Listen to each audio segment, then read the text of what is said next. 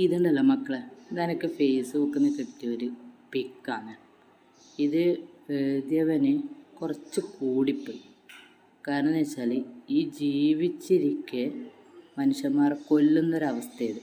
കാരണം ഇവളൊരുപാട് എന്താ പറയുക, മനുഷ്യന്മാർക്ക് പറ്റാത്ത വീഡിയോകളും മറ്റുള്ള എന്താ പറയുക പല ഷോട്ടും അതും ഇതും ഉദ്ഘാടനവും കാര്യത്തിനും ഒക്കെ പോയിട്ടുണ്ടാവും. അതുപോലെ മനസ്സിൽ ഒരുപാട് ജനങ്ങളെ വെറുപ്പിച്ച ഒരു അവതാരികയെ ഒരു ആക്ടറാണ്.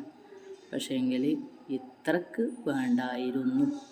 കാരണം വെച്ചാൽ ഇവൾക്കൊരു ക്യാൻസർ രോഗം ബാധിച്ചിട്ട് ചികിത്സക്ക് പോയ ഒരവസരത്തിൽ അവളോട് വൈരാഗ്യമുള്ള ഒരാൾ ചെയ്ത പരിപാടിയായിരുന്നു ആദരാഞ്ജലികൾ.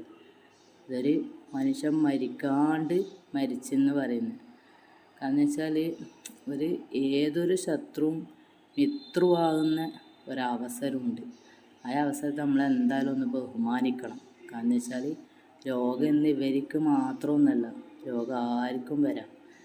ഇത് ഇവളായിട്ടുണ്ടാക്കിയ രോഗമൊന്നുമല്ല, ഇത് ദൈവം കൊടുക്കുന്ന രോഗങ്ങളാണ്. അപ്പോൾ നാളെ ഇതേപോലെ ഇവളെ പറഞ്ഞ ആൾക്കാർക്കും വന്നുകൂടാന്നൊന്നുമില്ല. അപ്പം എന്തായാലും നമ്മളെത്ര ഒരാളോട് വെറുപ്പുണ്ടായാലും ഇതുപോലത്തെ പിക്കോ കാര്യങ്ങളോ ഇട്ടിട്ടൊന്നും ആൾക്കാരെ കൂടുതൽ വെറുപ്പിക്കാതിരിക്കുക. ആൾക്കാർക്ക് എന്താ പറയുക, കൂടുതൽ വിഷമങ്ങൾ കൊടുക്കാണ്ടിരിക്കുക. കാരണം വെച്ചാൽ ഈ ഒരു വ്യക്തി ഇങ്ങനത്തെ ഒരു പോസ്റ്ററെല്ലാം കാണുമ്പം ഒരുപാട് വിഷമിക്കും. ആ വിഷമങ്ങൾ തട്ടലായിരിക്കാമെന്നറിയോ ഈ പിക്ക് ഉണ്ടാക്കിയവർക്ക്.